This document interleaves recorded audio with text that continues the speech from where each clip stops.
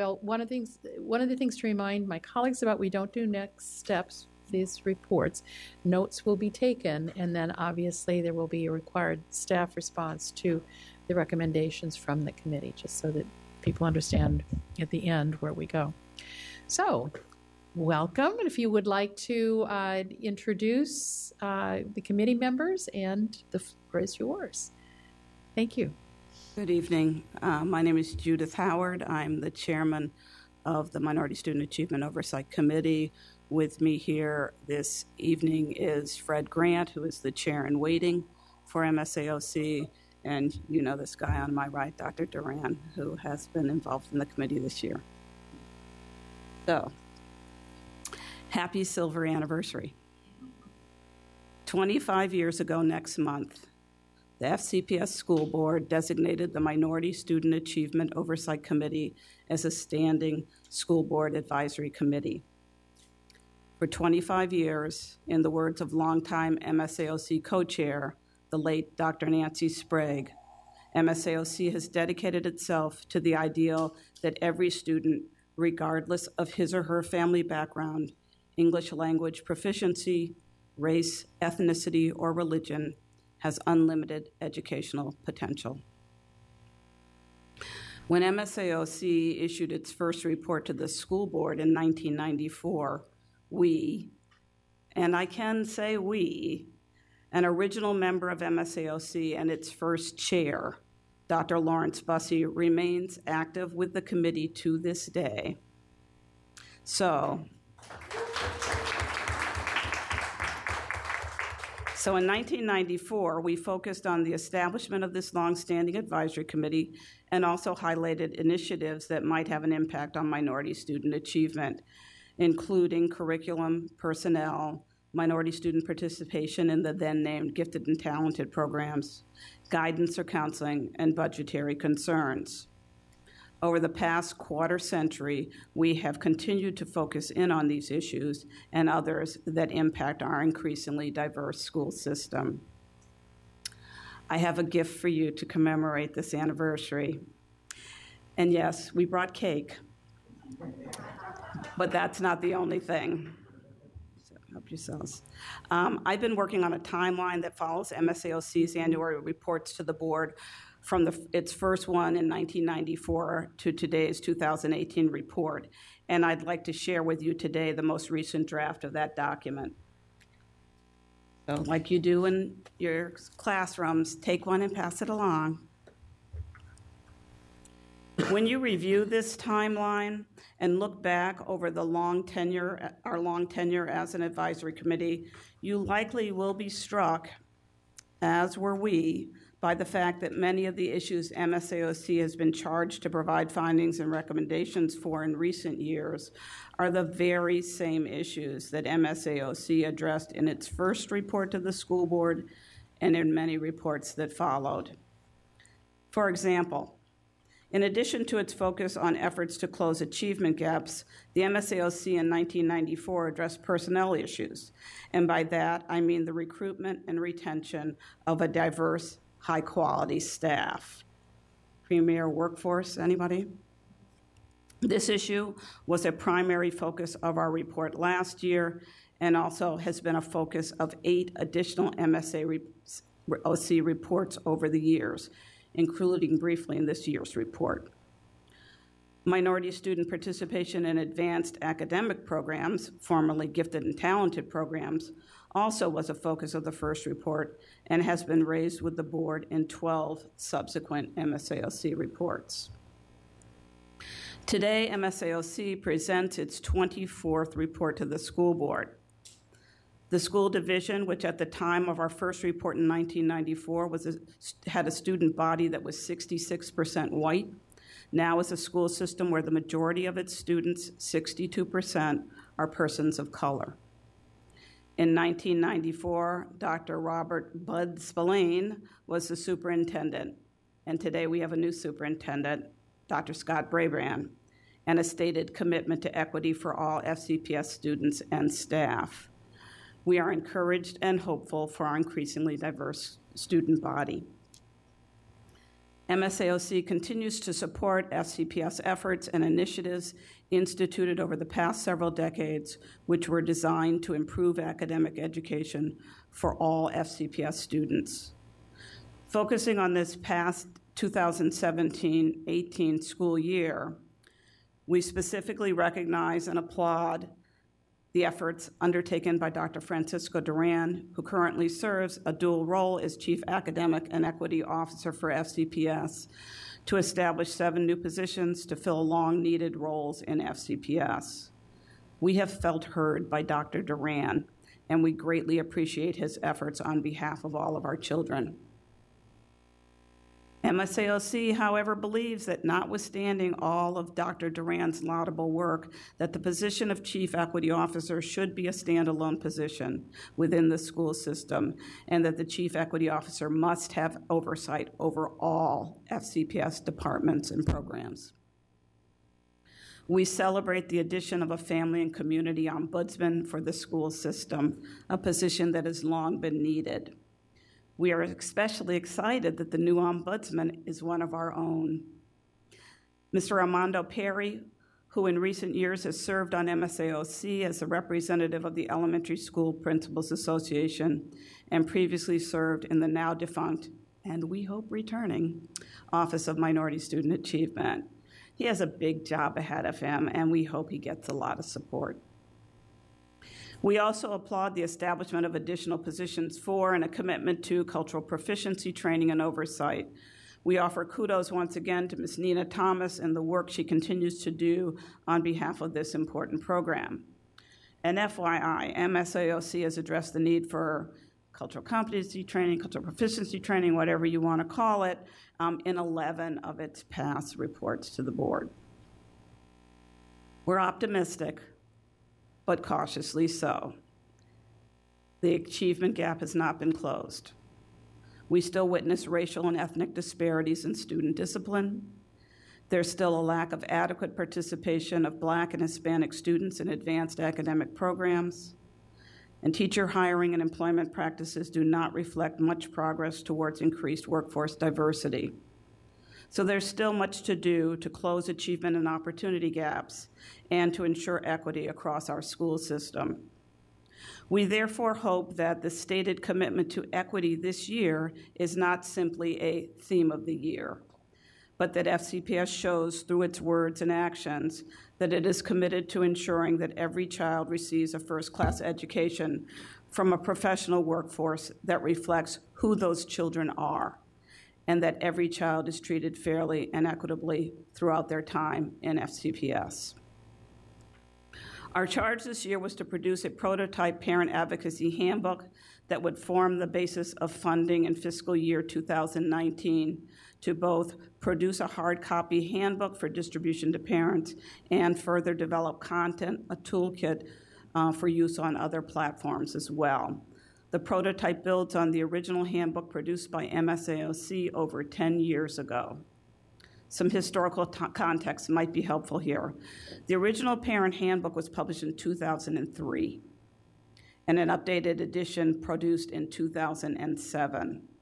The content of the handbook was produced by an all-volunteer MSAOC working group, and FCPS provided funding for its layout and production by an outside vendor. The handbook was initially distributed through MSAOC member-facilitated group meetings in the community and through parent liaisons trained in its use by MSAOC members. Approximately 24,000 copies were printed in multiple languages, and all but a few remain.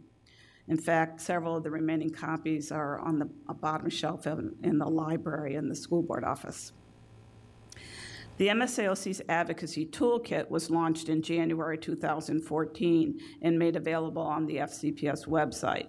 This toolkit, which you could call the Advocacy Handbook 2.0, sought to offer monthly topics of interest regarding FCPS and provide tips on how parents could effectively advocate for their children in school.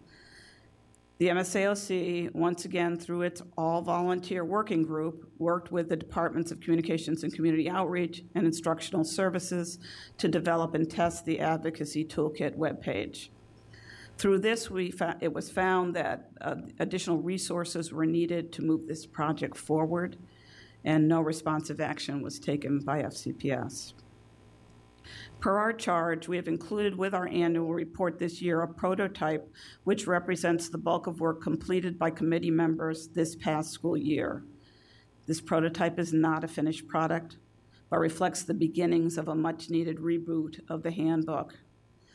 The prototype includes both a parent handbook and a glossary of common terms and acronyms. There are a lot of acronyms in FCPS. We've been constrained by open meeting requirements imposed on school board advisory committees recently, which necessitated that much of the work done on the handbook by our working group be done only in person. For advisory committees made up of unpaid volunteers, this requirement is untenable. Our vision for this new handbook is for this newest edition to provide updated material and answers to the newest FAQs, and to include a roadmap to guide parents on how to advocate for their children and navigate the school system. In addition, the handbook would support parent involvement in the implementation of the One Fairfax initiative and efforts for closing the achievement gap. We propose that the new Advocacy Handbook be a combination of 4 initiatives. 1, an online e-document translated into the 7 major languages in Fairfax County. 2, at least 25,000 printed copies for distribution to parents who prefer this format or who do not have access to or facility with online resources. 3rd, group orientation sessions held at schools, community centers, and faith-based organizations. And 4, training of parent liaisons on how to use the handbook. This handbook will be of particular use to the growing number of families now living in poverty in Fairfax County, and to the increased number of recent immigrant families in our community who may be unfamiliar with an American school system. We cannot finish this important work without your support. We need funding and additional staff to make it a reality. Perhaps an anniversary gift for MSAOC?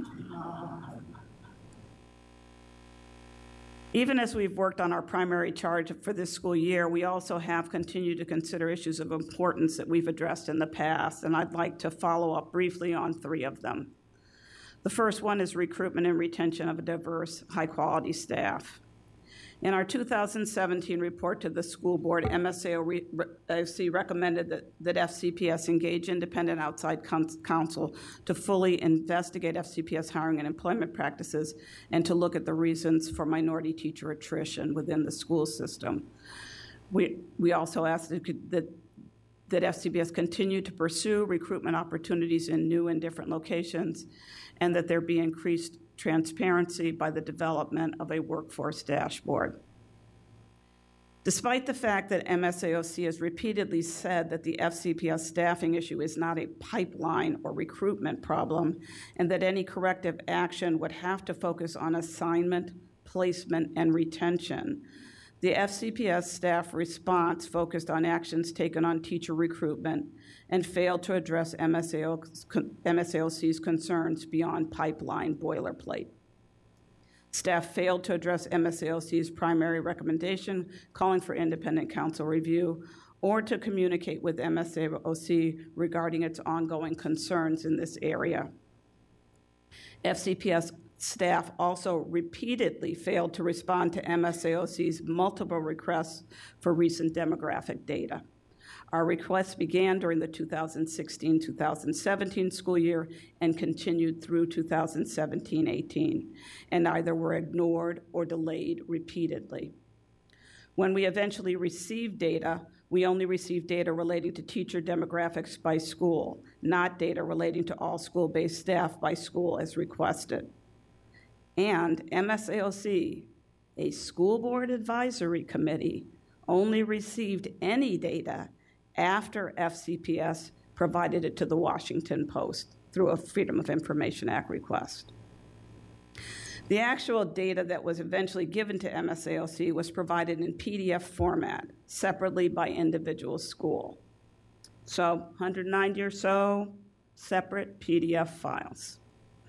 This has required significant time and effort on behalf of our committee of volunteers to reformat so that we can begin any system-wide analysis. We therefore have not had the opportunity to share any findings at length with our members or to discuss such findings and members' concerns with the committee as a whole. We're deeply troubled by the lack of responsiveness to MSAOC's request for data and information. The failure of responsible departments to provide all requested data, despite repeated requests through various channels within the school system, is an affront to the School Board Advisory Committee focused on minority student achievement. More concerning, however, is the format of the data provided, which suggests a lack of transparency on the part of the school system on this critical issue. If the data as provided is the only available data being used by the school system, then I have to ask why no one within the school system has asked for or looked at the data as we requested it. We shouldn't be the only ones asking questions. We're left to wonder, what else is out there? For example, we understand that all principals were surveyed by FCPS regarding their practices and thoughts on whom they choose to interview for positions at their schools. Where are the results of that survey? Given MSAOC's ongoing concerns regarding teacher hiring practices, why weren't those survey results shared with us? I'm guessing that if the news was good or fit into the pipeline narrative, we would have seen it. This all points not only to a decided lack of transparency on the part of FCPS, but also points to a systemic failure on behalf of the school system to adequately address the issues underlying years of staffing, recruitment, and retention disparity. How many times do we have to raise a red flag? And there are red flags. It's taken a while to reformat all the PDFs we were given to look systemically at teacher demographics in FCPS. So this is only a beginning, a very preliminary snapshot, so to speak. But this is what we found so far. FCPS is 62% students of color. 81.5% of its teachers, however, are white. In the vast majority of FCPS schools, less than 5% of teachers in those individual schools are people of color. And in many of those schools, the percentage is closer to 1%.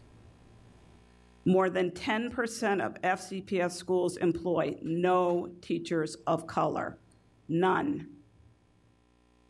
There are no schools in FCPS that have no students of color. In 2016-17, 11% of schools had no Asian teachers, 13% had no Hispanic teachers, and 18% had no Black teachers. Again, there are no schools in FCPS that have no students of color. Black teachers are highly concentrated in Region 3 and in schools with large percentages of low-income students. Hispanic and Asian teachers are more spread out, but tend to be employed in schools with ESOL or language immersion programs. More Black teachers were hired in 2016-17 than in 2012-2013, the base period, and increased from nearly 10% to 22% of the number of qualified applicants. Overall, slightly fewer white teachers were hired in 2016-17 than in the base period, but we're talking a difference of 74.5% compared to 77.6%. When we look at the hiring of qualified applicants, we find that qualified Black applicants were only 66.9% as likely to be hired as white teachers with the same or similar qualifications. The GMU study was not an aberration. Are you surprised by any of this? If so, you need to ask why we, a group of volunteers, are the only ones asking these critical questions and doing this review. If you're really committed to equity, why isn't this information readily available to anyone who wants it? We've tried to partner with FCPS to help solve an obvious problem. We came to the table along with FABC, the Fairfax Association of Black School Educators, and the Fairfax branch of the NAACP last May at the request of FCPS leadership to discuss our concerns arising from the findings of the GMU study and MSAOC's independent research. Despite representations that this would be an ongoing dialogue, now, more than a year later, no further meetings have been held. We have been stonewalled on data and information requests. This all begs the question, what and how much is FCPS hiding from us and from the general public on this important issue, and what justification does it claim for doing so? I now want to move on briefly to the issue of protections for immigrant children. MSAOC has advocated in the past for additional protections for some of our most vulnerable children, immigrant children whose parents may be subject to detention by Immigration and Customs Enforcement, ICE. In our 2017 report, we expressed our disappointment that FCPS had issued only general statements on this issue to date, and that the school board had not yet made necessary revisions and modifications to its policies and regulations to protect children who may be affected by immigration enforcement actions. MSAOC recommended that the school board examine its policies and regulations, specifically Regulation 2240.6 regarding special powers of attorney, provide guidance to schools in critical cultural proficiency training, and work expeditiously to ensure that FCPS has necessary protections in place for our immigrant children and their families. Time is of the essence here. You need only open the newspaper, turn on the television, or go online to witness the horrors perpetrated against innocent immigrant children and their families crossing our southern borders. And the concerns are not just focused in the southern part of the country. In Boston, Massachusetts, for example, the school system last week was sued for allegedly sharing student information to immigration authorities. What's FCPS's position on this, and what are you communicating to parents to alleviate their concerns? We want your assurance that FCPS is not sharing and will not share information about its students with immigration authorities. People are afraid. They need to know that their children will be safe. FCPS should do all that it can to reassure our parents and to institute measures to protect our children in the event that the unthinkable takes place here. Finally, I want to address briefly the school name change issue. We applaud the start of the name change effort that has resulted in the renaming of Stewart High School to Justice High School. We do not believe, however, that your work is done in this regard. As you may know, Richmond, Virginia's school board recently renamed its Jeb Stuart Elementary School to be Barack Obama Elementary School. And our neighbors in Arlington County recently determined that one of its high schools, Washington Lee High School, should be renamed. In a unanimous vote, the Arlington County School Board voted on June 7th of this year to approve a change in the school system's approach to naming school buildings, and also specifically stipulated that a new name should be selected for Washington Lee High School, given Confederate General Robert E. Lee's legacy of fighting for the cause of slavery. The Southern Poverty Law Center, in its updated report, Whose Heritage? A Report on Public Symbols of the Confederacy, has identified 1,728 sites nationwide that still commemorate the Confederacy and its fight for the continued enslavement of people of African ancestry in the United States. One of the tools that SPLC provides with this updated report on Confederate monuments is a search engine that allows you to put in a location to identify streets, monuments, and schools named to commemorate the Confederacy. I used that tool recently, supplying Fairfax, Virginia as the search category. 9 items came up, including 7 streets or roadways, for example, Confederate Ridge Lane, General Lee Highway, Lee Jackson Memorial Highway, Pickett Road, 1 monument, the Captain John Quincy Marr Monument, and 1 school, FCPS's Lee High School. You are on the national radar on this. Please do the right thing. My 2-year tenure as MSAOC chair is drawing to a close. I'd like to first acknowledge and give my thanks to all our committee members for their hard work on behalf of the children of Fairfax County. They've given countless hours of their time to our important work, many more than the 2 or 3 hours they devoted monthly to our meetings. Many of our members are here with us this evening, and I would ask them to stand and be recognized.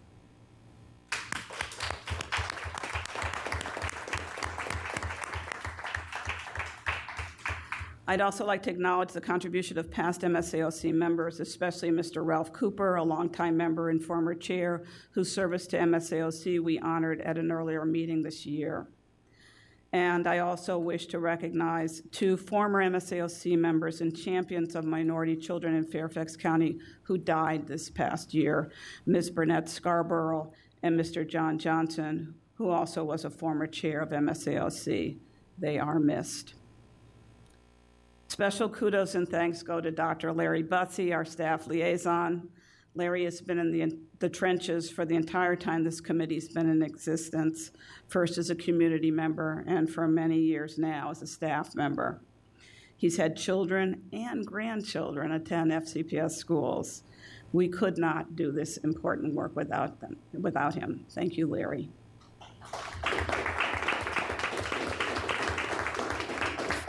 Finally, I'm excited to hand the leadership baton to my colleague, Fred Grant. Fred is a current FCPS parent who actually came to MSAOC first, seeking assistance for an unresolved issue with the school system. He kept coming to our meetings, and we knew we had to find a seat at the table for him, and we're awfully glad we did. Thank you for your time this evening. Thank you very much, Ms. Howard, and I'm proud to say that Ms. Howard has been my appointee to this committee for, I think, the entire time we've been on the committee, or at least close to it. So thank you very much for your service. I have a number of people who would like to speak. First is Mr. Moon.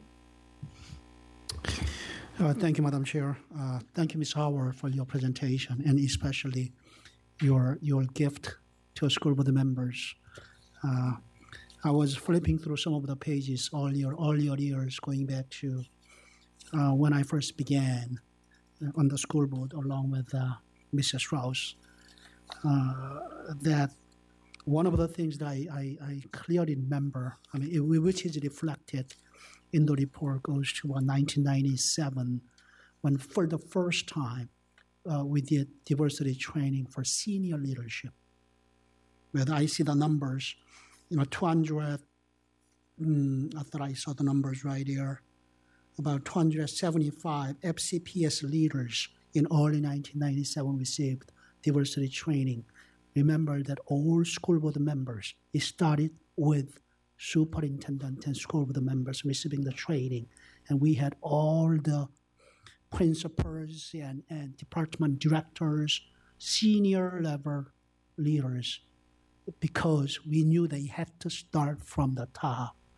And I was happy at the time make my first budget amendment to include $250,000, which was a lot. We were talking about more than 20 years ago, to put that in to the budget. And I was happy to do that. And I'm pretty happy to see that you included that in 1997's report. Having said that, I have a couple of questions regarding your request for $80,000 for parent handbook. It's not finished products yet, correct? And that's correct. Because your recommendation includes, a part of your recommendation, the $80,000 would cover for designing and printing and also consultant help. Is that where the money is going to go to complete the is that? It's up to $80,000. Well, I'll answer that. I don't know. Yes. I don't know how the $80,000 was generated in terms of a number, but part of the work with the equity money that was allocated to our office and working with the new parent ombudsman office, this is going to be added to that work, and it will be embedded into that. So I don't know if it's. I think the report says up to $80,000. Up to 80, upward I'll to let $80,000. I'll let Dr. Bussey explain how he came with that number. I didn't come up with that number, Yeah, but also, we are committed to making sure that we will work with that, and we need to also revise some of that now that we have the ombudsman office, and to make sure that parents understand that as another avenue for their support. So I also know that this should be your recommendation is to translate this into some of the major languages and probably make them available not only online but also provide the hard copies. Not all copies will be just in English, but they would be in different languages as well. Is that your recommendation? That is our recommendation. That's what we did back. Okay, and I haven't talked to any of my colleagues on the. 2007. I have not talked to the superintendent. I have not talked to Dr. Duran. I have not talked to any of my colleagues on this. But I would be happy to support, including up to $80,000 to be able to accomplish what the MSAOC has been advocating for a number of years. If a superintendent could give a due consideration of this request, and if you believe that your end is the perfect time to do it. If you believe that that is, hopefully I could see that. If not, I may engage in some conversation with my colleagues and come up with my own amendment to put that in. Right. I'd like to say Dr. Duran and I were even talking today about how we can incorporate some of this into the setup of the Ombudsman office. So maybe we can huddle a little bit in the next day or two, and then that can inform whatever amendment you would make. Thank you. Just so that we're clear, there may be the possibility that some of these funds are already intentionally included.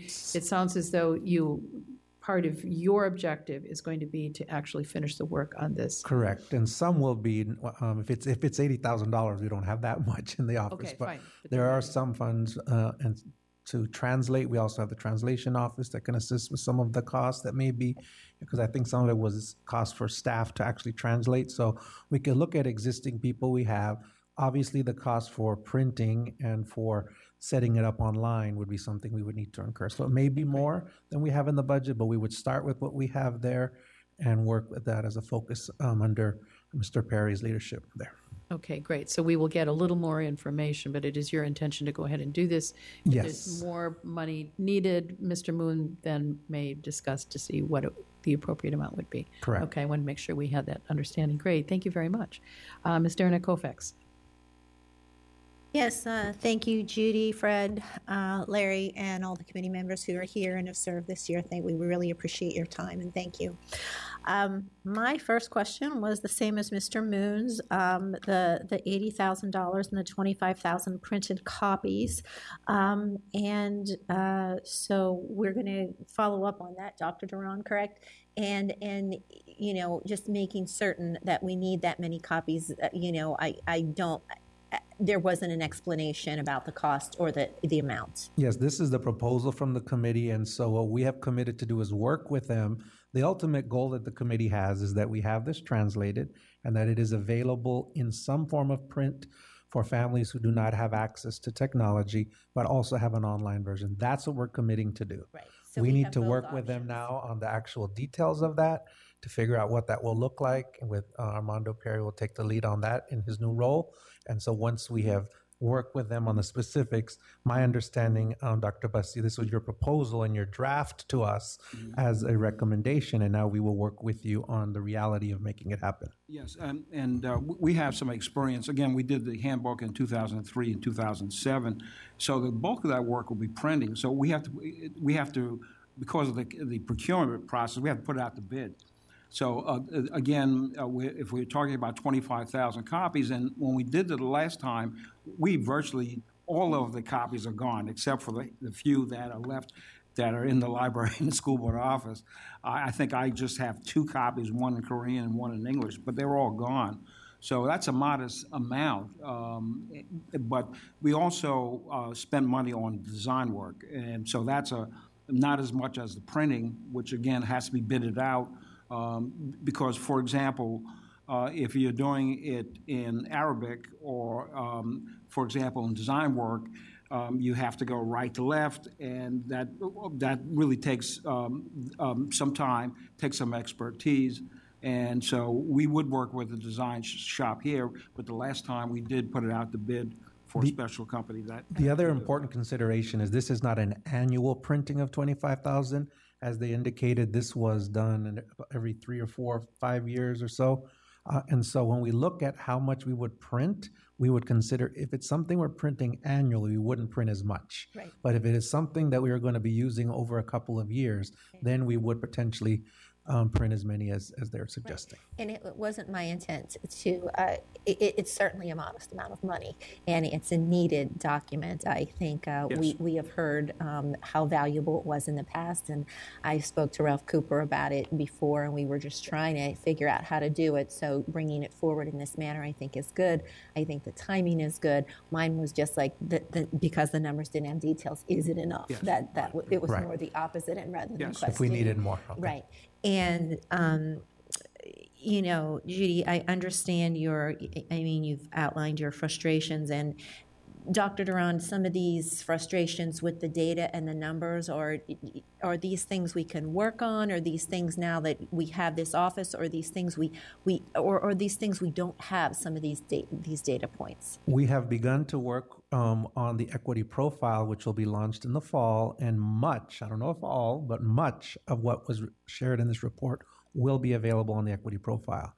Because as it relates, and we've had 2x2s with many of you as we're talking about the strategic plan, we're tying back the profile to that, and the section on Premier Workforce speaks to recruitment, retention, and hiring. So we will have data on the equity profile broken down by gender and ethnicity as it relates to 3 categories: teachers, administrators, and support staff. And that will be available yearly on the equity profile. For this first upcoming year, it will be district-wide data. Then for the following year, it will be by school on their web pages. Okay. All right. Thank you. Ms. Hines? Yeah, thank you. And this question is possibly for Dr. Brabrand. You did send out a message to the community about immigration enforcement, and I know that you worked pretty carefully on that to make sure that it was appropriately supportive, but that said what we needed to say. Things have changed some, I would say. So, are you now working on an updated message for the community, and when do you think something like that would or should be sent out? I think that's something we need to do thoughtful consideration about. We certainly sent out a message in the fall. We spent a lot of time in cabinet reviewing that message and working with our principals. Some of the activity of just recent weeks have really, I'd have to go back. It's really at the very end of the school year, or right as the school year ended. I do think we have to consider our messaging as we open the school year to make sure everybody understands that our schools are opening, welcoming places for all kids, regardless of race, gender, religion, national origin. So we need to take a look at it. I don't have something right now ready to draft, ready to share out, but I think it's something that our staff is going to look at and prepare for the beginning of the year what the appropriate message would be. Thank you. And as one school board member, and I don't, just speaking for myself, but I think it is going to be important for us to go back over that, make sure it's updated. You've heard the questions from the community, the concerns from the community about how much school-based staff is coordinating or communicating with federal authorities and about what. And, I think it's important for us to be able to tell people whatever we can tell them to reassure them. So thank you. I would like to keep up with that and see how we're doing. Okay. My only other question, again, for you, Dr. Brabrand, sorry to put you on the spot, is this, and I understand I have not had my 2x2 yet on the strategic plan. So Dahlia and I will get more information tomorrow, I think, about this. But the question that was raised by MSAOC report about how you are reviewing and making decisions about how we do better when it comes to a more diverse workforce. I mean, if there have been surveys, if there has been work done, it would be good, I think, for the board to have that information and for our advisory committees to also. I'll check on the survey piece. I don't know off the top of the head, but what I'd tell the board and the community, we redesigned our entire teacher hiring process this year. That's what we did. Hasn't been done ever. It was an unstructured process that relied on local school preferences to hire. And now everybody is having to go through the Fairfax pool, the Fairfax County Public Schools pool, which we recognize was far more diverse than the local pool, if you will, the personal pool that our principals had. We're in the process of doing that this year, and I am very hopeful that we'll have better information to share with you. As you'll see in our strategic plan, that we are getting much more specific about what our aspirational goals are around hiring, and we're going to break it down. I think we're going to bring the transparency and clarity that people have been expecting.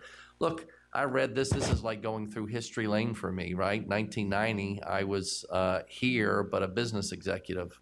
In 93, I was an intern. And just reading, the bottom line is people are frustrated. They're tired of seeing the same things in pages. I get it. Can I promise all of it's going to get changed in 1 year? No. But I do even think tonight, the committee report said, we've started to put some steps in the right direction, long overdue. Stuff that was cut years ago and never came back, we've made a concerted first step toward equity. Not just talk, but positions. And I'll tell you the other thing that Francisco's done, his brilliance. We're not just doing it up here in the central office. We've put equity liaisons in every school. And I don't know if I've told you live or told the community, you know what our latest issue that we've been juggling, and we figured it out with Francisco's help? Our departments, they want in now. We were like, well, we'll get to you next year. No, they want equity liaisons now. They want the professional development now. How can we do better? So I actually think the division's ready to do it, but we need to be doing the work in the schools and in the sites. And I think we've got a plan, Project Momentum in every region with an equity specialist now, that region assistant superintendent can look at the data. We're gonna move. We kept looking at the data up here at this level. The conversation's been here. We need to move it down into the school level, and I think that's what we're doing with this first step. So I get the frustration. I'm not going to make excuses, but I don't think we're going to have the same trajectory of information in the next year and the year after that than what's been in the last 25 years. That's my hope, and I'm going to work like heck to work with the team and move the needle. It needs to be moved, and if Fairfax County can't do it, it can't be done. This system should be able to do it. Other systems have been able to do it. Other systems have. Not a lot, but others have, and we can too. Thank you. I would just close then, because I think the changes made in hiring were significant, important, and responsive. So the question then is, as long as we have transparent and measurable goals and outcomes, then we can report on the success that comes from the changes. So thank you. Ms. Keys-Gamarra? Thank you. First of all, I just want to thank the committee members for all your hard work for so many years. I know how hard it is. Many of us know, just raising children and waiting for the fruit of the thing to come, right? It's hard work to keep working on the same thing and not seeing the results that one would expect. And so I personally, and I'm sure we all feel the same, want to thank you for not giving up on us and for working so hard and remaining so diligent. I do think that we can, I want to start with hiring, Dr. Brabrand. We obviously have implemented a new form of how we're doing that. I know I've asked questions along the way as to how that's going. I've received anecdotal information. People have called me. And so hopefully, I'm assuming that it is an improvement, but is there any way that we can set up something today to make sure that this committee is receiving that information as we become aware of it? Sure, we can work on that. We can work on getting an update to the hiring process as we conclude this season under the new process. We need to brief the board, and we got to figure out who do we share it with first or simultaneously. But yes, we can do that, and we need to be able to create a climate where we're going to try some things. Now, this might work, it might not work, and then we got to go, well, it's not working, or why it's not working. So I don't feel that what we've done necessarily is etched in stone that this is the only way. We're trying it different, and the big nugget was we did not have a structured way for hiring for our teachers. It was left to school, and no one was going to the big FCPS pool, and that pool was more diverse than the individual pools that schools had. Obviously, that's an ongoing concern, and some of the things that I want to make sure we're watching is because I've seen it depending on what school you go to. There isn't a school where we don't have children of color, but there are big differences with respect to what our staff looks like and how we're supporting them. And so, Dr. Duran, I don't know if you have any plans on how we're monitoring that sort of thing, because I know just from my experience, it makes a big difference to that kid. And to really, we have to realize that all of our children lose out when we don't have the diversity that and the richness that comes from that diversity in our staffing.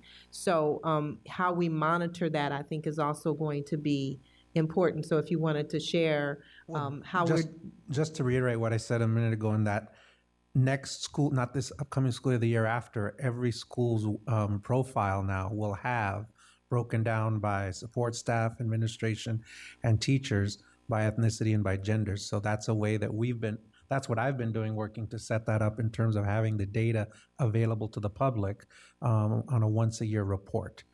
There are other things that maybe Dr. Brabrand will comment on, or others that HR is working on. He's mentioned a few, and I'm sure there'll be others. But in terms of the Equity Office, what we've been doing is making sure that we create these profiles that have that data ready available, so you don't have to go through tons and tons of PDFs and try and add up and all that.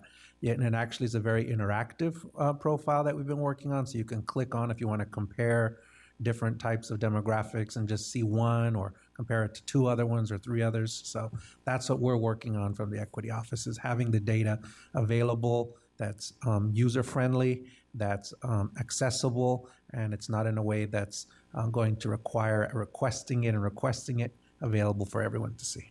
But you should note, though, that the Chief Equity Officer does not oversee HR currently. Mm-hmm. If you look at the organizational chart, that he does not oversee them. So the fact that he's providing some information it will be helpful. But in terms of accountability and his oversight, right now HR is not under his umbrella, and that needs to be addressed.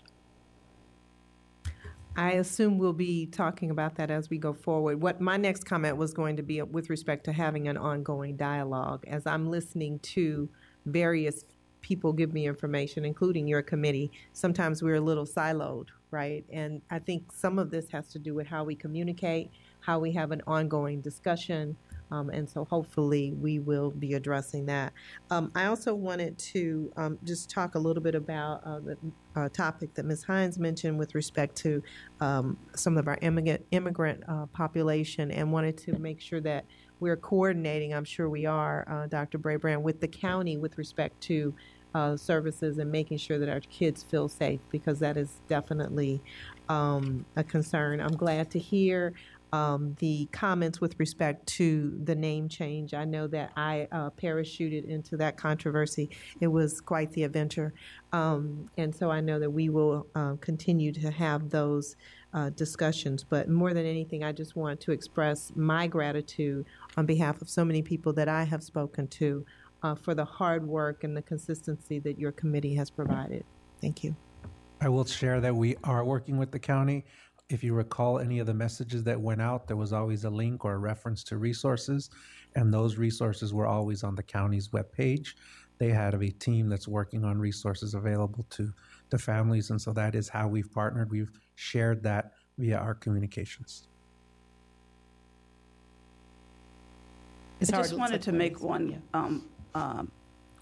pose a question, or some, in terms of the timing on additional communication to our immigrant families, and I understand that you're on a school year calendar, but I would remind you that we have programs going on in our schools for children, particularly the programs that Nutrition Services are doing over the summer to feed families, children in need, and so there are venues where people need to know that it is safe for them to go there and to send their children, because we've known in the past, and we've talked to Food and Nutrition Services about having to communicate to parents that it was safe to send their children to these schools when they're worried about ICE being in the neighborhood. And so I think that a more timely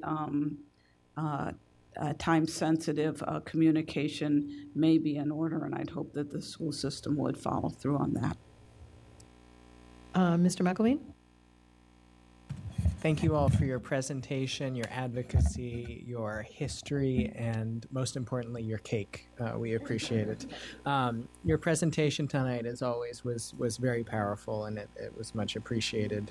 And also, I would say that your advocacy has been very consistent. I know I've heard about the Parent Handbook every year you've come before us, and I'm so glad that your charge last year was to create a product that we could put into action this coming year. I know that's something that all of you are very passionate about. One question about this, Mr. Moon was getting to it, and I think Scott partially addressed it, but I would be eager to get your thoughts about the community forum, community trainings you were hoping to do on this. Is that something you would envision FCPS staff doing? Is that something MSAOC was interested in doing? What were your thoughts on that? I'm going to turn it over to Dr. Bussey to talk about what we did back in 2003, 2007, because we really facilitated that whole process. In fact, you didn't get a handbook unless you went to one of the training sessions. So in the past, and again, this is our plan for the upcoming handbook, is to work with the parent liaisons, and we did a number of trainings with them and the different committee members, and we also work with many of the guidance counselors in the schools in terms of training them on how to use the handbook, how to create a dialogue with parents, and we also, one of the things we tried to do was caucus parents by language groups, so that did not become a challenge and impediment for them to raise questions, to get their answers to the things that they're concerned about. So again, the plan is to, again, work very closely with the parent liaison, do the training, sort of a turnkey, so to speak, situation, and also work with many of the guidance counselors in the schools. Okay, great. Yeah, and the ombudsman, Francisco is trying to say. So yes, that sounds like that would fit well in his shop. So the one other point I want to address is the important advocacy you made about how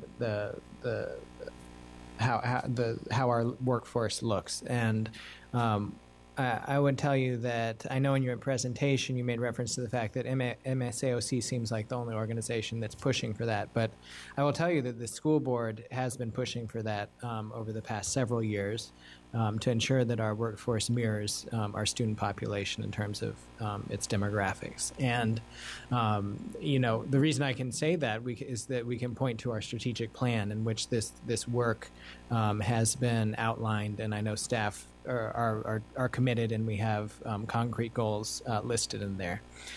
So I do want you to leave assured that this board is attentive to that issue, and we will continue to push. Evans? Thank you. Thank you so much for your presentation and for your long-standing advocacy, and congratulations on your silver anniversary. I have a couple of comments and some questions as well.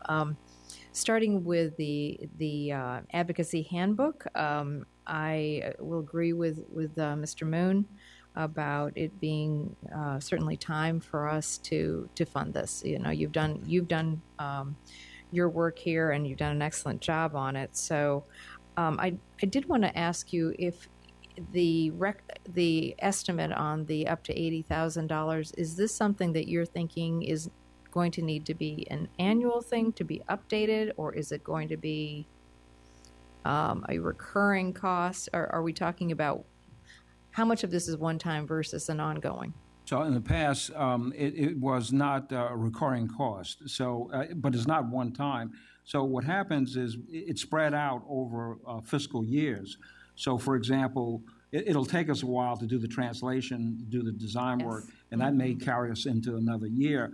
But essentially, we're really taking from the same pot of money. But again, to answer your question, it's not necessarily a recurring annual cost of $80,000. Yes. So they might last for a few years, and then presumably would need to be updated as time goes on. So that's correct. I do think we should, and perhaps, as Mr. Moon said, year end would be an opportunity for us to take a look at that. your frustration is clear about your feeling that you didn't get the data and the information that you had requested, and then got it in a form that you didn't feel was as useful to you as you would like. I would so you still have outstanding data requests that have not been fulfilled. Is that the case, Ms. Howard? That's correct. I'd like to ask Dr. Braybrand if those data requests could be fulfilled. I think when a school board advisory committee asks for data, we should be providing it. You know, we'll be glad to. Honestly, I think one of the things we can do is a big system, but sometimes it's pick up the phone and make a call. I did get to meet with Judy once or twice this year. We did supply data. I think we just need to work on having a quicker timeline when she's frustrated to work with Francisco, who can work with me, and then we can get the data back. All right. So I do think it's resetting relationships, how people have felt. I get the frustration. I would remind this board that data that we weren't sharing, that we were not sharing last year, I made a decision to share as superintendent. And that's I want everybody to hear that. I made a decision. We didn't share it with the Post. We didn't share it with anyone. And I said it's time to start being transparent. Now, maybe the PDF versus some other format, or we gave teachers, but she wanted support staff. You've already heard Francisco say the equity plan is going to break down teachers, support staff, what am I missing? And administrators. So some of it I don't know if we've had in the past. We've collected it. But we're going to create a strategic plan that does.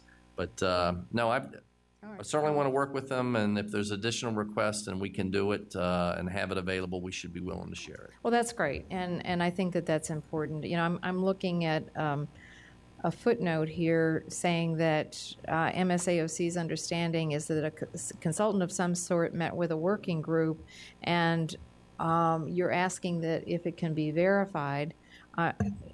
Did a consultant meet with a working group?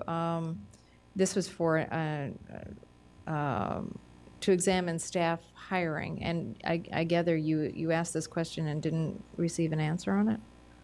So that would seem either we had a consultant meet with a working group or we didn't. We had a consultant come and review our hiring redesign. Can't remember the name of them, and they came to one of the all-county principal meetings and shared with our principals sort of the why. Why are we doing this? I can't remember the name. Let me tell you what they told me, though.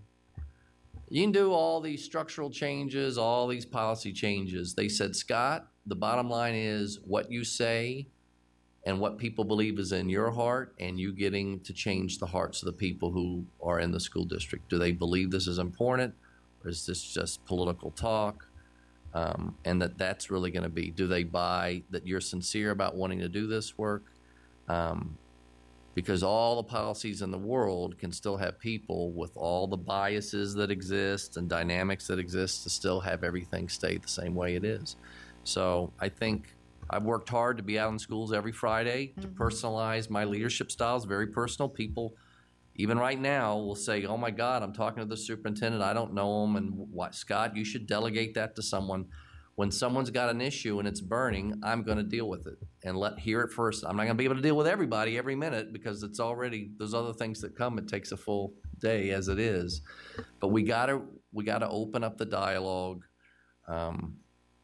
I don't think we did everything that MSAOC wanted in year one, but we got off on the right note, and I think we can get better each year, and that's what I'm hopeful. They're cautiously optimistic, and I'm optimistically optimistic. Okay.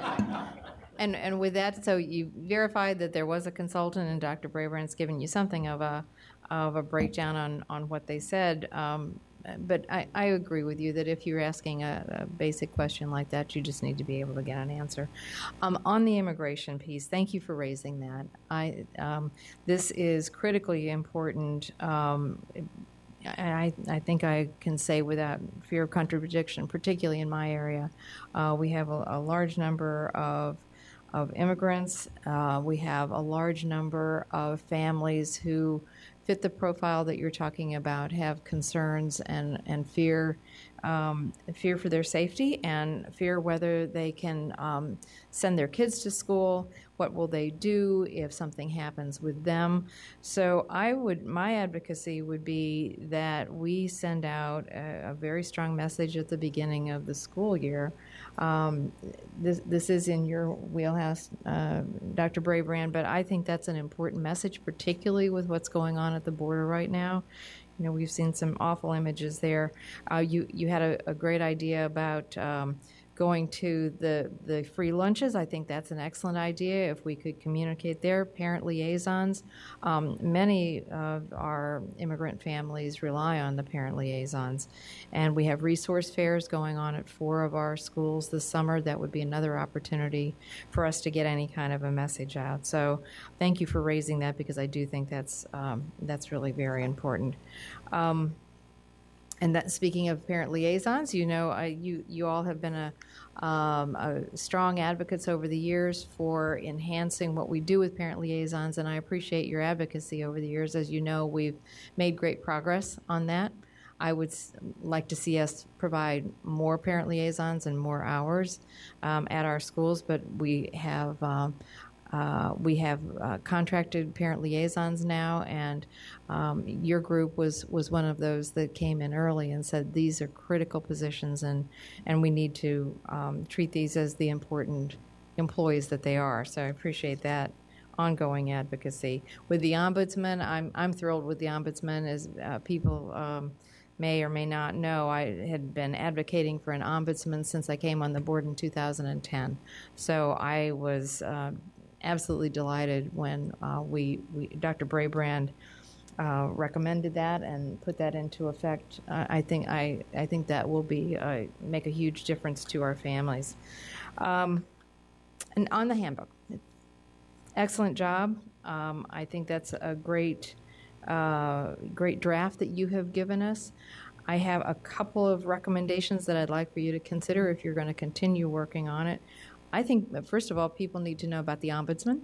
I didn't see a reference to the ombudsman in there. Maybe that came later in your process, if that's what that was about. Did you want to say something about it? Well, it's only the beginnings of a draft, Yes, and the I understand ombudsman that. came about the time after we had to have it ready for You'd the done school your draft, board. yes. So we're sort of, the timing is, there's a lot that still needs to be done with it.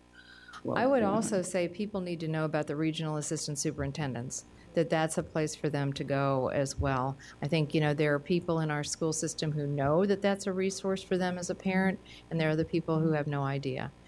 And school board members. School board members are another resource for parents as well. So I would suggest that. I appreciate your inclusion of sleep as something that parents need to make sure that their children are getting sleep. I see it only in elementary school. I would suggest expanding that to middle school and high school, where it is just as important to our teen students. And last but not least, I want to thank you for your ongoing advocacy and support for the name change at Justice High School. The school year, now that the school year has ended and we have had our last class at Stewart High School, we are in the process of transition. The lettering went up on the side of the building yesterday. It is there. And from now on, I am going to be referring to Justice High School. So thank you for your ongoing efforts on that. Ms. Palchuk? Thank you, and I will try not to repeat. You took a lot of my words, Ms. Evans. Thank you, well said. I want to thank you as someone who began on MSAOC as a member, as one of your, I believe, younger members at the time, non-student. I learned so much from you and your committee and all of our meetings, so I appreciate the work you have done. I believe, finally, I can see from this timeline, I was envisioned in 95, 96, so last or almost the last class of that, and it definitely made the difference and was the reason why I applied to TJ. So I do appreciate that you have that here. And it is pretty upsetting that every single bullet point that's listed there in 1997 is something we're still working on today. So I know it's frustrating, Dr. Brabrand knows that we are frustrated as well. And as he says to us, give me a chance. I just got here, and we will give him a chance, and staff, but want to make sure that these issues do get addressed. I'll try to not repeat. I agree with Ms. Evans' recommendations. I think that I was very impressed with the handbook. I think it's a very helpful resource. Not only do I think it needs to be funded with year end, but because it seems like something that at least every 3 years will need to be updated and reprinted, I would like to make sure it does get included, whether it's in the Ombudsman's office or in somewhere else in your office, Dr. Duran.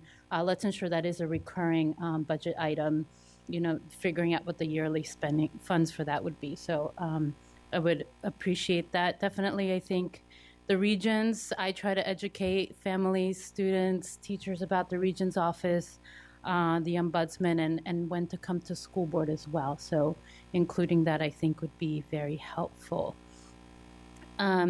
For the data, and I'm still waiting, I know a couple of us asked for the data, not just on the hiring, but on the principal hiring pool.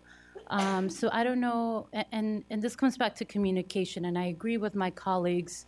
It does seem like we're at a point where we need to figure out, maybe you can help us, Dr. Duran, how we communicate with MSAOC questions we ask that are related to their work that can be just automatically communicated, and vice versa, questions that MSAOC is asking that we need to know about on the board, so that more of that communication and that work is happening much more smoothly. I know there's more I could have done as a liaison to facilitate that this year, and I'm hoping that we can do that with staff. So I guess one of the things, and I don't know if that's coming, is I hope the question got to you. We wanted to know both the training that is happening and the demographics of our now 2, I believe, principal hiring pools that we've started. I don't know who's in. I think that's Dr. Braby. I don't see Dr. Ramey here, but I believe we asked Mr. Moon. I think we asked Mr. Smith about that. Yes. So the demographics, the breakdown, and the training that they are receiving. I think we've heard about the training. I talk about the training. I would like to get a breakdown of the training that is happening in the principal hiring pool. So that would be really... And the training the principals are receiving, or training all cultural responsives training? No, all the training that is occurring through the pool for the training of the principal pool. Got it. The cohort demographics and yes. the training. I guess we have 2 cohorts now, I believe. That's right. So for both of those, the demographics and the training they're receiving would be very helpful. And I think by level, if we could have that, secondary versus elementary. Okay. And if that could be shared with MSAOC as well, that would be helpful. Some of the others for our students, and I agree, appreciate you bringing up.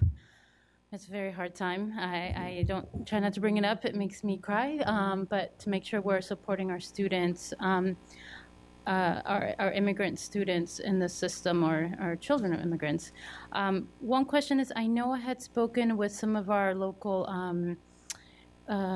lawyers with Legal Aid Justice Center, and they were asking if we have a plan in case a student's parents are deported, of exactly what the school...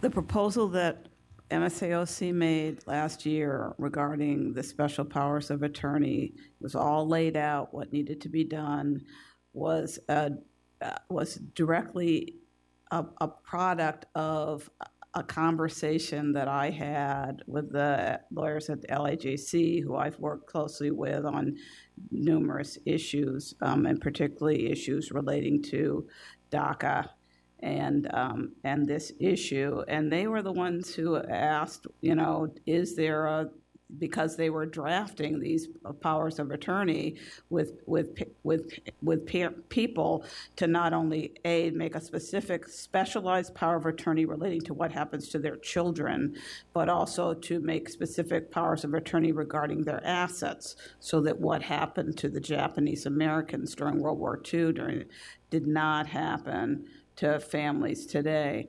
So that was the the basis for the initial inquiries on that, and then figuring out what needed to be changed and how it could be changed. So that was the proposal that was made last year or the year before, and very specifically to the board. Yeah, and I can add, we asked how FCPS could be involved in that, and we did not get a favorable response. That is, school division. Sorry, we did not get a favorable response from legal, that we could not ourselves, if we wanted to do it again and see if anything has changed, because I know that Ms. Howard had a very specific question. I forwarded it, and all of that request was given to the general counsel. You'll need to get some kind of information from them, whether it's closed or a Brave Brand briefing. I don't know what's appropriate, but it can be asked again. The proposal was provided to general counsel, and I would suggest that would be an area then that you would get outside counsel to advise the school system on this issue, because it is a very specialized issue relating to immigration, and I don't believe that the school system's general counsel would be equipped to answer that. So anyway.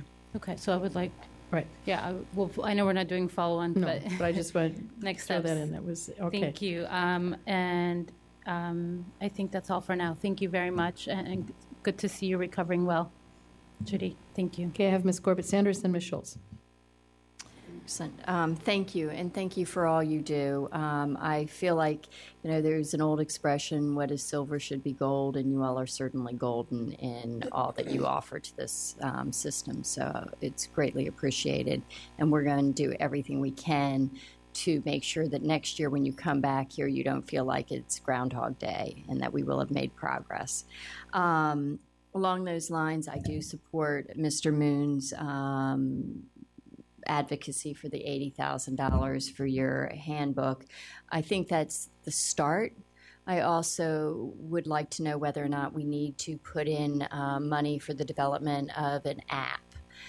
Because more and more of our stakeholders, especially some of our newcomers, are dependent on cell phones and smartphones for access to information rather than carrying around a handbook. I got to tell you, I have this dream app that's the acronym app that you can speak into your phone, the acronym, and then somebody will explain it to you in the language that you need it in. Because so we're going to call it the Judy and not Siri. Because there are so many acronyms out there, and I was thinking, even I mishear them sometimes when somebody's saying something. Imagine that English is not your first language, and you hear this acronym, and you're not even really sure what the letters begin with. So you can't look it up in just sort of in written form. You need some kind of a digital app that allows you to speak into it and then get the information that you need. So thank you. I hope that happens. Okay, so that's my follow-on on that, and I would suggest that, not follow-on, but my comment, I would suggest that it would be helpful in your handbook if you also added some information on chronic absenteeism and the importance of not being absent, especially going forward with the new credentialing process. And I would also suggest that I think having an ombudsman description is going to be really important, but also looking at some of the pre-college planning at an earlier age. I think your suggestion was starting at like 6th grade. I would actually think you have to start earlier than that. But we'll provide you some comments if it helps once you are ready to add more to your handbook, because I would also like to see us including the summer governors programs, because those are typically not well represented by our minority groups, and they're a wonderful enrichment opportunity. Then teacher hiring, recruitment and retention, because as important as it is to recruit, it's that retention piece that's so important. And there have been numerous studies, especially in the recruitment and retention of black male teachers and the need to have a cohort. And so I think it would be helpful for you all to share your views on how we can be more intentional. I think that the data dashboards are great as a first step, but having an intentional approach to the retention of teachers of color in creating cohorts and collaboration not only within buildings but across the region, I think is important. New York City has done an incredible amount of work in this area. And so I'm wondering, how do you think we would best be served? Do you think that we need to do more as a system on our own, or do you recommend best practices from other jurisdictions or consulting groups that may help us in this very difficult but incredibly important area?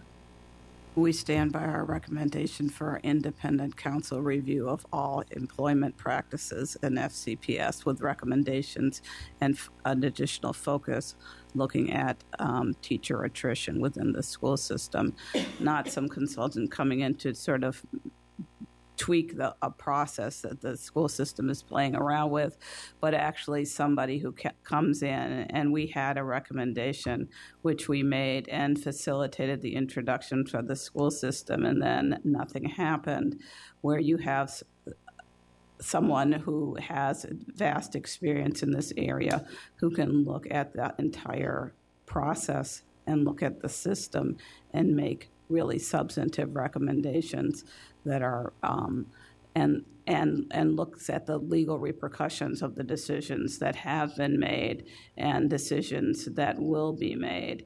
And that can only come from someone with a particular expertise in that area of oversight over and looking at large systems and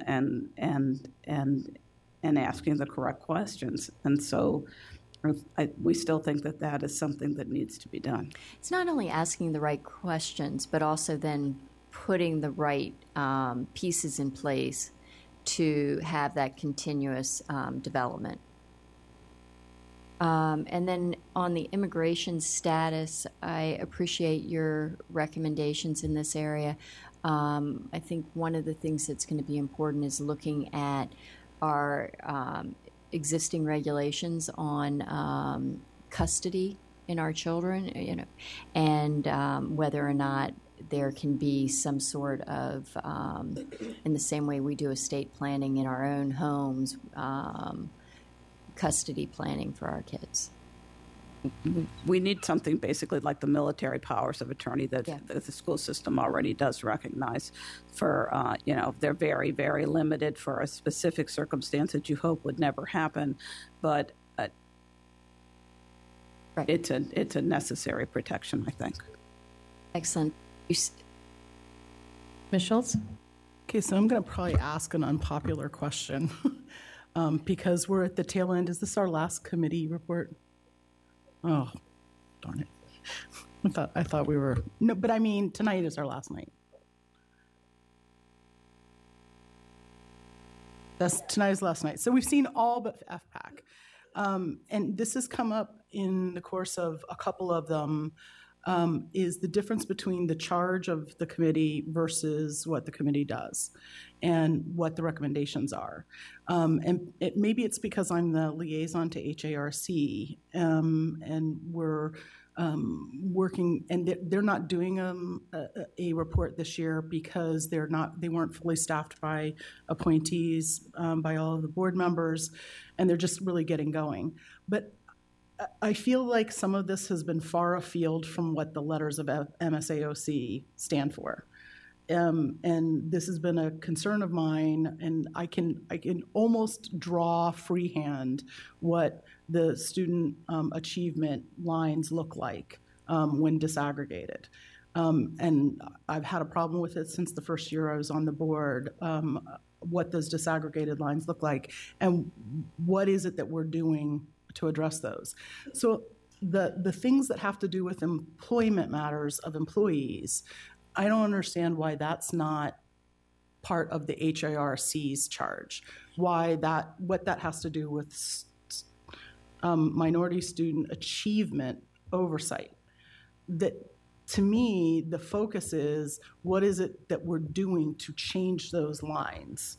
And, the white, Asian, Hispanic, Black, and then students with disabilities lines either not moving at all, or if they are moving, sometimes moving in the wrong direction, depending upon which SOL standard you apply. So, and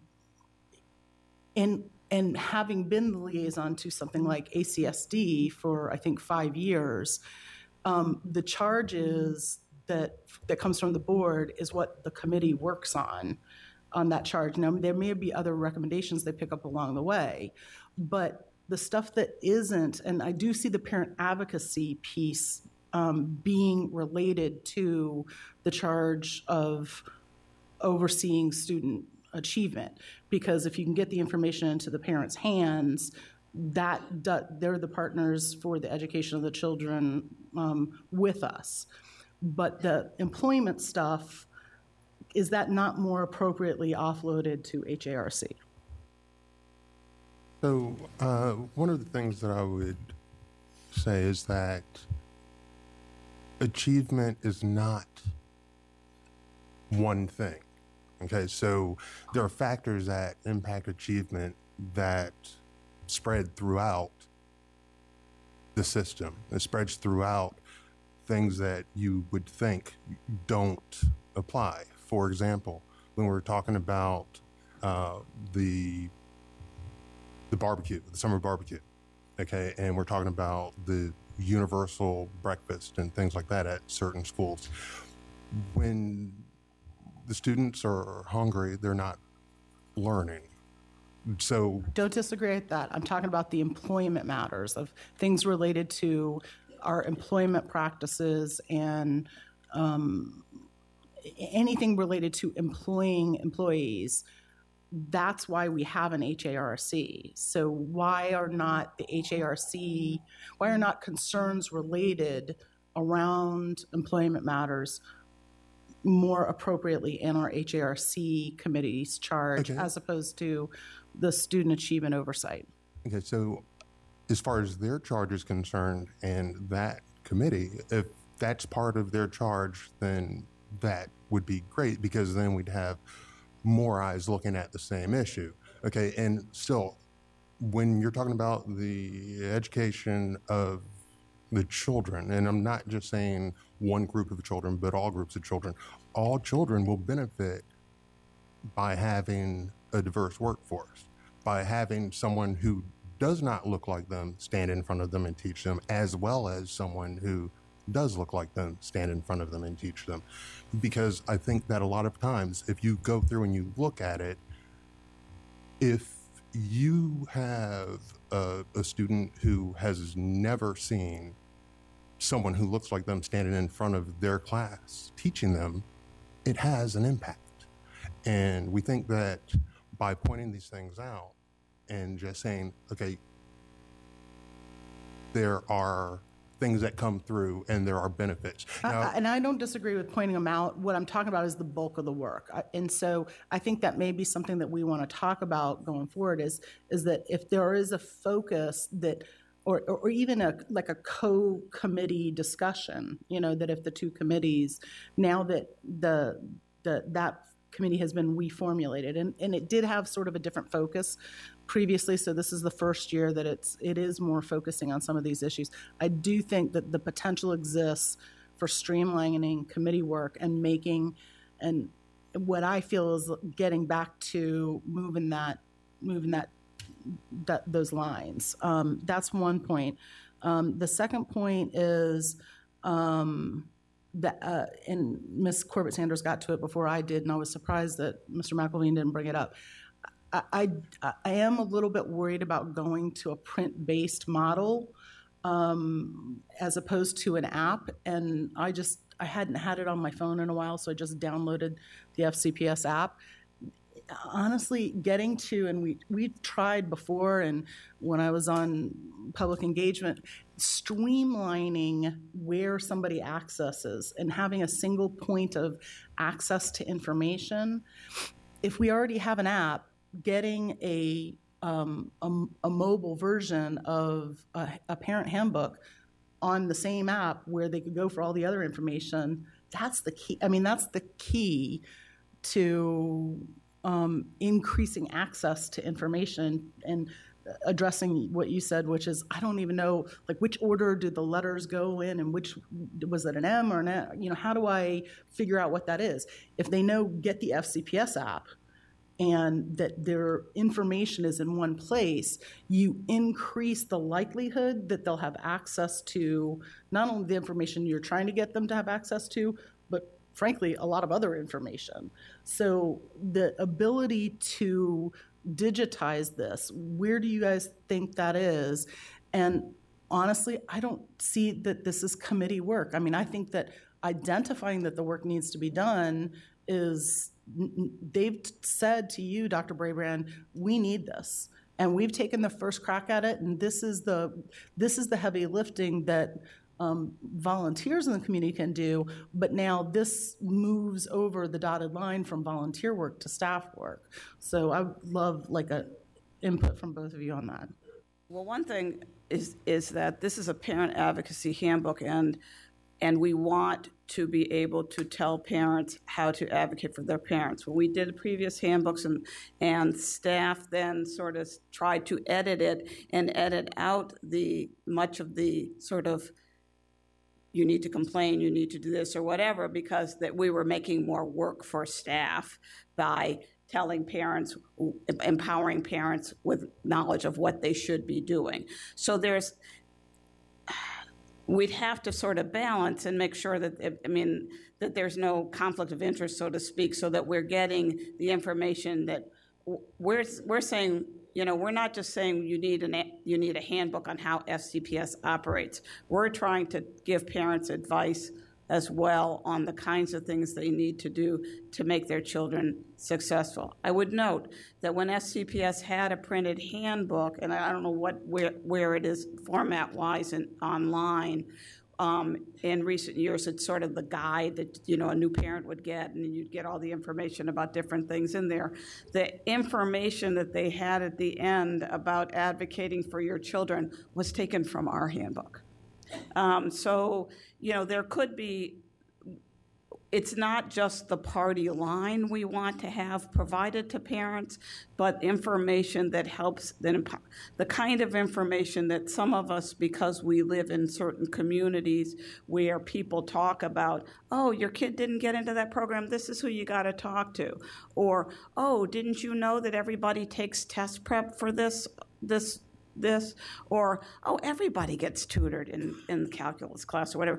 Those kinds of things that we are the kinds of things that we want to try to have. And I can appreciate that, but I don't think that, what I don't want to do is, we can't pretend. We can't pretend if it's something that's being created that's, ultra virus, that's outside of the system, that really truly there are conflicts of interest, then we can't pay for it.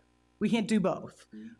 I think that the types of things that you're saying are things that we should empower parents to say. I mean, I haven't been through the things that you've been through, but I've been a special education parent who has been profoundly frustrated by this system.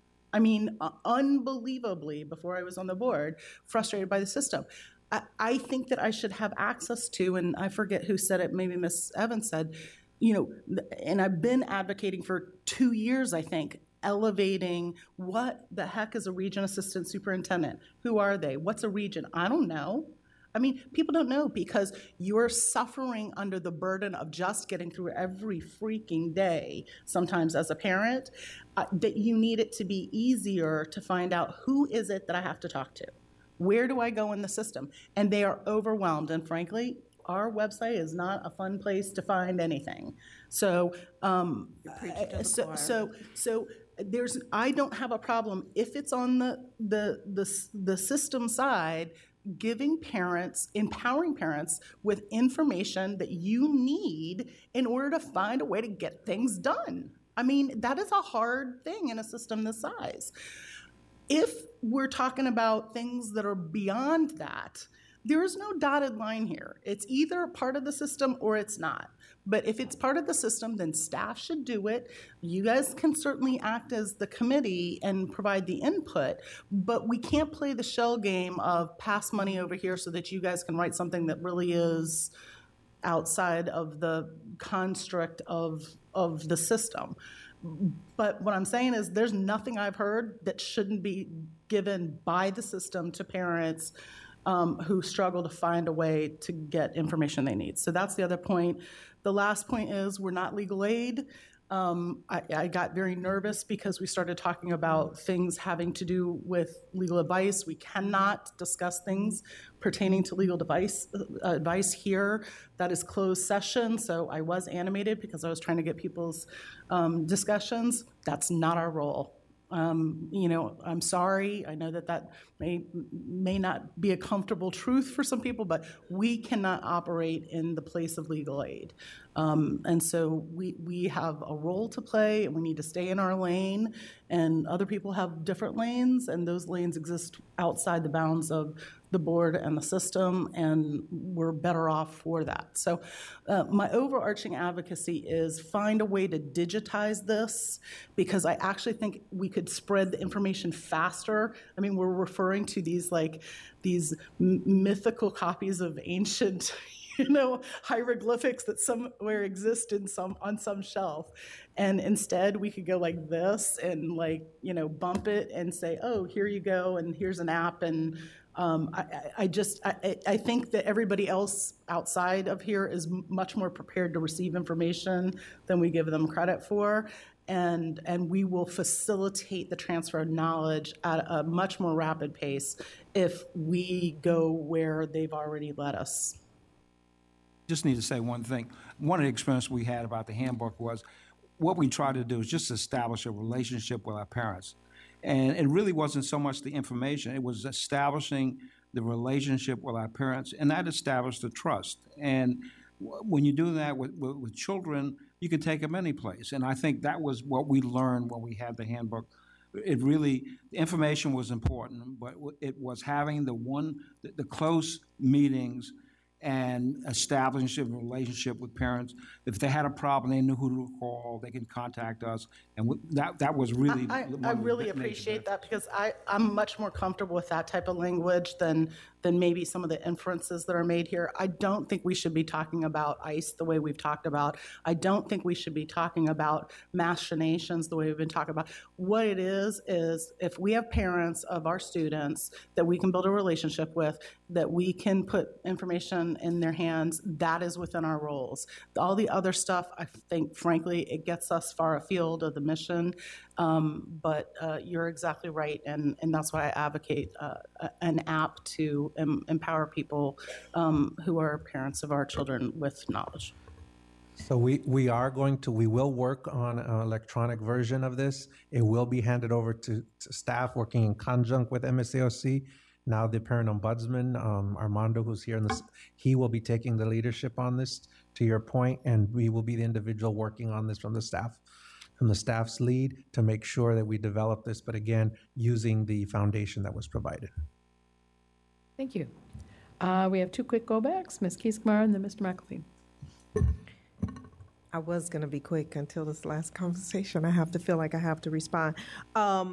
One, with respect to access to the information, I want to push back a little bit because of the information that I have seen with respect to researching who is actually accessing our website.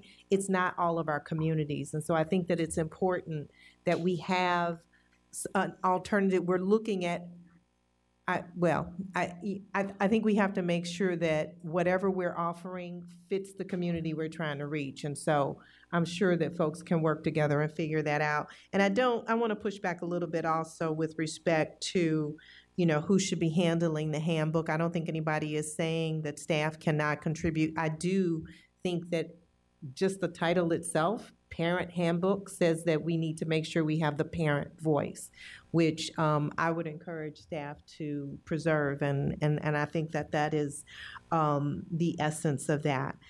One other thing, well, it may not be one other thing, we'll see.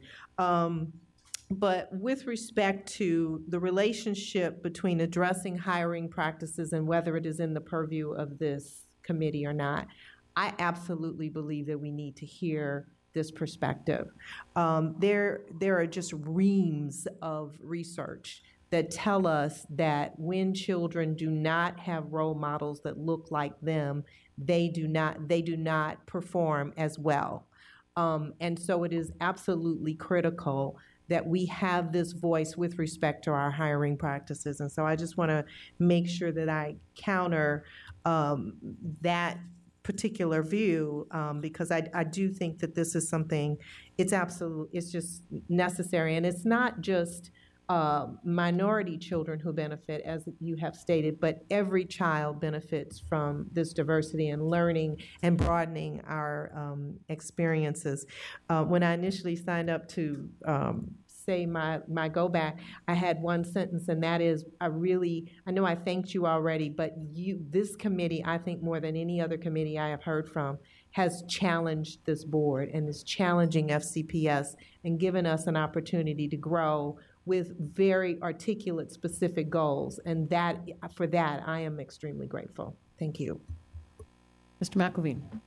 I just wanted to real quickly respond to Ms. Schultz's good point about the app, especially since my name was invoked. At a recent PEC meeting, we were informed by Matt, who's not here tonight, that the app is in fact now defunct. We no longer hold a contract with the provider. It was a Karen Garza initiative that has been stopped. Last summer, Matt hired an intern to plug in all the new principal information, and since then it hasn't been updated. So just for the board's reference, anything that I think in order to update the app, we have to have someone go in and literally hand update everything. So that's something we need to consider as a board. But just for your information, just so you know, news stories as of today are appearing on it. Just so you know. I'd like to do one thing on this. This information I learned today, the contract expires in August on the app. So we'll have to see. We believe the functionality in the app is going to be replaced where we've got all of the websites up with our new website design. So I think that's for further conversation if board members want to take that as an additional discussion topic. I know it's not MSAOC's thing. The contract right now is set to expire, and we don't have it as a budgeted item. But I think what I need to do is dig. Francisco and I talked a little bit with Matt today around this issue, and that there would be some board concerns, and I know it was shared at PEC, but I think we want to take a turnaround and just make sure we know what we have in the updated website, and we know what we might be losing in the app if it's not renewed in August. Okay. Thank you all very much. Oh, yes, Dr. Duran. If everyone's done, I just want to say we all thank the committee, and I want to thank them as well, because without their input, the equity plan that was presented and the positions would not have been as robust, and it would not have included many of the things that I presented. And I want to reiterate with the committee members here that I did not present the plan. We all put it together.